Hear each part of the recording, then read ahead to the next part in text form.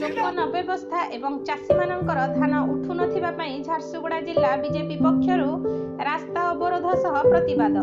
ବହୁ ଦିନରୁ ଚାଷୀମାନଙ୍କର ଟୋକନ ତ୍ରୁଟି ସହ ମଣ୍ଡିରେ ଚାଷୀମାନଙ୍କ ଧାନ ପଡ଼ି ରହିଥିବା ଯୋଗୁଁ ଅନେକ ଚାଷୀମାନେ ଏଯାଏଁ ନିଜ ଧାନ ବିକ୍ରି କରିପାରି ନାହାନ୍ତି।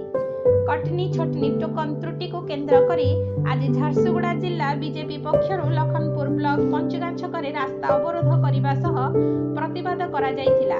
ଝାରସୁଗୁଡ଼ା ଜିଲ୍ଲା ବିଜେପି ସଭାପତି ମଙ୍ଗଳୁ ସାହୁଙ୍କ ନେତୃତ୍ୱରେ ସାଂସଦ ପ୍ରତିନିଧି ରଘୁନନ୍ଦନ ପଣ୍ଡା, ଚକାନନ୍ଦ ସା, ସୁଦାମ ପ୍ରଧାନ, କୁନ୍ଦନ ସିଂ ଦେଓ, ସଞ୍ଜୟ ଭୋଇ, ଶ୍ଲୋକ ଶରଣା, ଚତୁର୍ଭୁଜ ବିଶ୍ୱାଳ, ହରାଚନ୍ଦ ଗଡିଆ, ରାଜକୁମାର ସେଠ, ଦୟାସାଗର ମେହେର, ଜିତେଶ ଭୋଇ, କ୍ଷୀରୋଦ ଖମାରୀ ପ୍ରମୁଖ ବହୁ ବିଜେପି କର୍ମୀମାନେ ଉପସ୍ଥିତ ରହି ସିଧାସଳଖ ରାଜ୍ୟ ସରକାରଙ୍କୁ ଟାର୍ଗେଟ କରିବା ସହ ଚାଷୀମାନଙ୍କ ଉଠୁନଥିବା ଧାନକୁ କିଣିବା ପାଇଁ ଦାବି କରିଥିଲେ।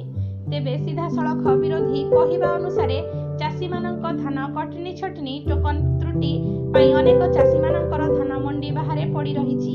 ସେ ଧାନଗୁଡ଼ିକୁ ଯଥାଶୀଘ୍ର କିଣିବା ପାଇଁ ବିରୋଧୀ ଦାବି କରିଥିଲେ। ତେବେ ଆଜି